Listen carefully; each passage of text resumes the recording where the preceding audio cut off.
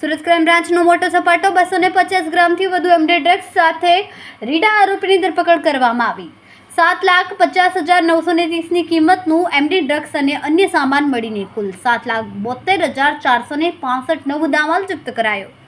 ઝડપાયેલા આરોપી નરેન્દ્ર ઉર્ફ નરેશ ડારા બિશ્નોઈ મૂળ બાલોતરા રાજસ્થાનનો હોવાનું સામે આવ્યું।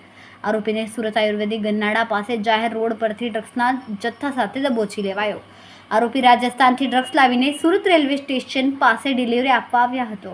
આરોપી અગાઉ રાજસ્થાનના સાયલા પોલીસ સ્ટેશનમાં 45 ગ્રામ ડ્રગ્સ સાથે પકડાઈ ચૂક્યો છે। આરોપી ગત 16 માર્ચના રોજ ડ્રગ્સના ગુનામાં જમીન પર જેલમાંથી બહાર આવ્યો હતો।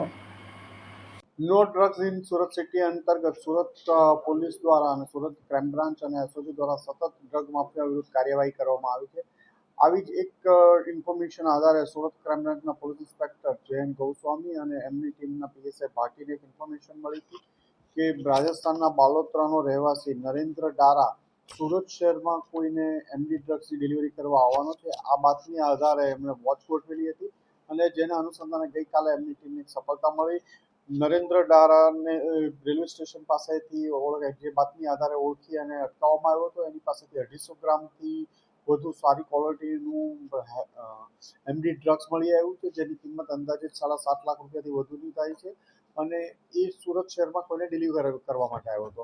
એની પૂછપરછ દરમિયાન એ અગાઉ પણ ડ્રગ્સના કેસમાં પકડાઈ ચૂક્યો હતો। 45 ગ્રામ ડ્રગ્સ સાથે રાજસ્થાનમાં પકડાયેલો હતો। તાજેતરમાં જ એની બેલ થયેલી હતી। ડ્રગ્સના ધંધા સાથે સંકળાયેલો છે અને સુરતમાં કોઈને ડ્રગ્સ આપવા માટે આવ્યો હતો। આ બાતમી આધારે સુરત ક્રાઇમ બ્રાન્ચની ટીમે એની ધરપકડ કરી છે અને વધુ તપાસ ચાલી રહી છે। કેમેરામેન સેનિલ વિરાણી સાથે વિશાલ છેઠા, માનવ પ્રભા ન્યૂઝ, સુરત। અમારા વિડિયોની નવી અપડેટ મેળવવા માટે સબસ્ક્રાઇબ કરો માનવ પ્રભા ન્યૂઝ ચેનલને, બેલ આઇકન ક્લિક કરો લેટેસ્ટ વિડિયો સૌથી પહેલા મેળવવા માટે।